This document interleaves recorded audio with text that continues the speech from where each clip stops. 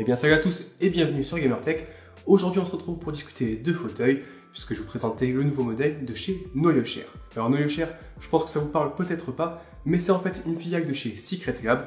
Et Secret Lab, c'est vraiment une marque qui s'est fait un très grand nom sur le marché des chaises gamers, avec des modèles qui sont vraiment réputés pour être confortables et très solides.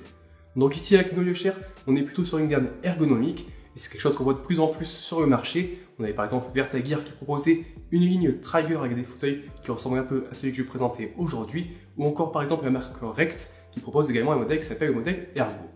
Alors ces fauteuils sont proposés aux alentours des 500-600 euros, donc c'est un peu plus cher que des fauteuils gaming traditionnels, mais on va voir vraiment qu'en termes de confort, de matériaux et de maintien au niveau du dos, c'est quand même autre chose. Donc dans cette vidéo, je vais un peu vous montrer justement toutes les différentes caractéristiques de cette chaise et les différents points au niveau de l'ergonomie. Je ferai également le point sur le confort. Et comme d'habitude, si vous avez des questions, n'hésitez pas à me les poster dans les commentaires. On passe directement au montage, et à la différence de la plupart des chaises orientées gaming, la NoyoShare est livrée quasiment déjà montée. L'assise et le dossier sont déjà assemblés, et seules 3 petites étapes sont nécessaires afin de pouvoir poser ses fesses sur la chaise. Il suffit ainsi d'insérer les 5 roulettes sur le pied de la chaise, puis de positionner le vérin au centre du pied, et enfin d'enclencher la chaise sur le vérin. Alors le tout ne prend pas plus de 2 minutes, et ça change clairement de ce qu'on a l'habitude de voir habituellement. Place maintenant au design et ergonomie. Alors comme expliqué en introduction, le design général de cette NoyoShare est bien différent des chaises gaming précédemment présentées sur la chaîne. Alors ici pas question de look racing, et l'ensemble se veut clairement bien plus sobre et minimaliste. En clair ici on se rapproche bien plus d'une chaise de bureau classique qu'un modèle pensé pour les joueurs, et si vous êtes un peu allergique au style de chaise de chez DX Racer, Corsair et compagnie, vous devriez probablement apprécier. Alors visuellement la chaise est plutôt passe-partout, et surtout bien moins encombrante que les imposants fauteuils de gaming. Le constructeur fait ici le choix d'une assise et d'un dossier construit autour d'un maillage en mèche, plutôt que l'habituelle structure métallique et généreux rembourrage en mousse. Alors l'ensemble est clairement réussi selon nous, et on se rapproche un peu des modèles de chez Steakcase ou encore Herman Miller par exemple. Alors notez quand même qu'à la différence de certains concurrents, le mesh utilisé par NoyoShare a un aspect un peu plastique et non pas réellement en tissu. Du côté des finitions, le cadre de l'assise et du dossier sont construits autour d'un plastique qui semble d'excellente qualité. Derrière le dossier, une structure en aluminium consolide l'ensemble de la chaise et permet un peu de faire la jonction jusqu'à l'assise. Alors ici 2 finitions sont proposées et on pourra choisir entre un alliage argenté ou un revêtement au look d'obsidienne comme sur le modèle présenté aujourd'hui. Notez d'ailleurs que cette version premium, légèrement plus chère, apporte selon moi un look encore plus sympa, mais surtout une meilleure durabilité et une résistance à la corrosion. On passe maintenant sur les accoudoirs plutôt larges qui sont construits avec une mousse très dense et un revêtement en simili-cuir.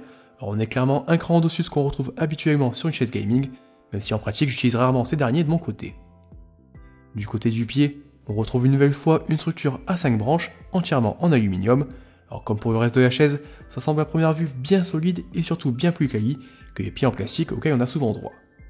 Les roulettes disposent d'un revêtement en gomme offrant une excellente glisse et semblent encore de très bonne qualité. Au passage, ne faites pas la même erreur que moi et pensez à placer un tapis de protection sur votre parquet si vous voulez éviter de vous retrouver avec un cercle plus clair au sol.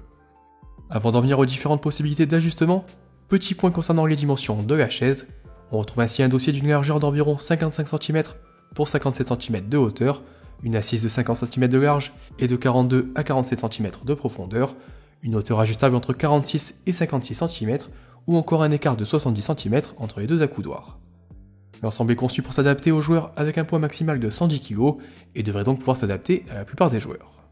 On passe maintenant aux ajustements et aux réglages, et la NoyoShare étant vendu comme un fauteuil ergonomique et propose de plusieurs ajustements afin de s'adapter au mieux aux différentes morphologies et surtout aux préférences des utilisateurs. Alors le premier ajustement possible concerne la hauteur du siège. Depuis une palette positionnée sous l'accoudoir gauche, on pourra facilement relever ou redescendre la chaise sur un débattement d'environ 9 cm. Ici le vérin fonctionne très bien et rien à dire de ce côté-là. Sur l'accoudoir droit, une seconde palette permet d'ajuster l'inclinaison du dossier, mais aussi de verrouiller sa position. Alors à la différence de certaines chaises gaming, ici seul le dossier peut être incliné et non pas l'assise et le dossier. L'inclinaison est comprise entre 85 et 135 degrés, de façon à pouvoir profiter d'une position un peu plus relaxe lorsque l'on souhaite regarder une vidéo par exemple. La position du dossier peut être verrouillée ou laissée libre, et une manivelle positionnée sous la chaise permet d'ajuster la résistance de l'inclinaison. On adaptera ici en fonction de son poids et de ses préférences. De mon côté, je préfère garder une inclinaison la plus souple possible, puis verrouiller ces dernières dans la position de mon choix. Du côté des accoudoirs, il est possible de les ajuster en hauteur sur un débattement de 9 cm. Alors il suffit simplement de tirer à coudoir vers le haut, puis de l'arrêter sur l'un des 6 crans proposés pour que celui-ci se verrouille automatiquement. Alors pour le déverrouiller, il faudra remonter la coudoir dans sa position la plus haute, puis redescendre dans sa position la plus basse. Le système fonctionne plutôt bien, mais n'est pas forcément très pratique à l'utilisation, puisqu'aucun véritable cran ne sépare le mode de déverrouillage des autres modes. Si on souhaite remonter rapidement la coudoir, on se retrouve alors très souvent sur la hauteur maximale, et le verrou ne se met pas forcément en place, on s'y fait plutôt rapidement, mais j'aurais quand même aimé un système un peu plus pratique. Outre cet ajustement en hauteur, notez que les accoudoirs peuvent être pivotés vers la droite ou la gauche. À la différence des chaises de gaming traditionnelles, impossible par contre de les faire avancer ou reculer, ni d'ajuster l'écart horizontal. Les autres ajustements ergonomiques se situent au niveau de l'assise et du dossier. Alors tout d'abord, il est possible d'ajuster la position de l'assise en la faisant avancer ou reculer en fonction de ses préférences et de la taille de ses jambes. Alors c'est un point que l'on ne retrouve pas habituellement sur les fauteuils gaming et qui permet ici de profiter d'une ergonomie réellement adaptée à sa morphologie. Du côté du dossier, 2 positions sont proposées, avec un mode focus où l'on viendra rapprocher un peu l'arrière de la chaise en écartant de sa structure en aluminium. Dans cette position, on est un peu mieux ancré dans la chaise et le support est encore amélioré si on se tient bien droit. Derrière le dossier, un support pour les lombaires est directement intégré au cadre, alors il peut être ajusté en hauteur afin de le plaquer au mieux sur la partie basse de votre dos, en fonction encore une fois de votre taille. Ici pour moi c'est vraiment un bon point, et c'est surtout plus pratique et plus confortable que les habituels coussins livrés avec les chaises gaming. Alors maintenant que j'ai fait un peu le tour du propriétaire, place à l'utilisation et au confort. Une fois la chaise bien ajustée à sa morphologie et ses préférences, on ressent clairement la différence face à une chaise gaming traditionnelle. Alors ici tout est pensé pour conserver la posture la plus ergonomique possible. Naturellement on se tient bien mieux sur cette NoYoShare qu'une chaise de type racing, et j'ai trouvé durant mes différents essais qu'il était plus simple de conserver une bonne position derrière son écran. Les revêtements en mèche se montrent de leur côté vraiment confortables, épousant naturellement le corps, tout en apportant une bonne ventilation face au modèle entièrement recouvert de simili-cuir. Alors ici, pas de risque de voir les mousses s'affaisser jusqu'au point de ressentir la structure interne de la chaise, et le tout semble vraiment très durable. Pour moi, l'ensemble est vraiment confortable et risque bien de remplacer ma chaise Ikea Marcus, qui commence à avoir fait son temps. Avec ses différents ajustements ergonomiques, on trouve facilement un réglage permettant de conserver une bonne posture pendant de longues périodes. Alors évidemment, la plus grande difficulté reste de conserver justement cette bonne posture, et notamment lors du gaming. En pratique, on peut vite avoir tendance à se laisser glisser sur sa chaise, et la NoYoShare peut alors perdre son intérêt en termes d'ergonomie. Si le confort reste toujours au rendez-vous, il n'est pas forcément toujours facile de conserver le dos bien droit si on n'est pas forcément habitué à cette position. C'est malheureusement mon cas et je pense celui de nombreux joueurs. Évidemment ici ça va un peu dépendre de chaque utilisateur, mais vraiment si vous arrivez à garder une bonne posture et le dos bien droit, la NoYoShare fait vraiment des miracles, et moi de mon côté je pense que c'est la chaise que j'ai utilisée maintenant tous les jours, plutôt que moi Ikea Marcus ou encore un fauteuil de style racing. Allez, voilà un peu ce que je pouvais vous dire aujourd'hui sur ce fauteuil de chez NoYoShare. Donc vraiment pour moi un très bon fauteuil. Alors ça change clairement des fauteuils que je vous présente habituellement, notamment les fauteuils gaming de type racing.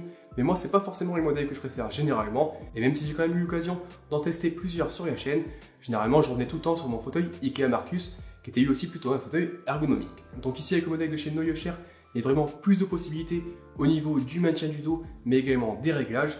Et vraiment je pense que c'est le fauteuil que je vais désormais utiliser. Donc très prochainement, je vais aussi recevoir un modèle plus orienté gaming de chez Secret Lab. Donc je ferai un peu la comparaison entre ce modèle et le modèle de chez Secret Lab justement. Et je vous dirai un peu ce que j'en pense et si oui ou non je continue à utiliser ce modèle de chez NoYoShare. Donc n'hésitez pas, comme d'habitude, si vous avez des questions, à les poster dans les commentaires. Bien sûr, n'oubliez pas de mettre un petit pouce bleu si la vidéo vous a plu et surtout à vous abonner et activer les notifications, surtout si vous ne souhaitez pas rater les prochaines vidéos donc sur le modèle de chez Secret Lab. Allez, ciao!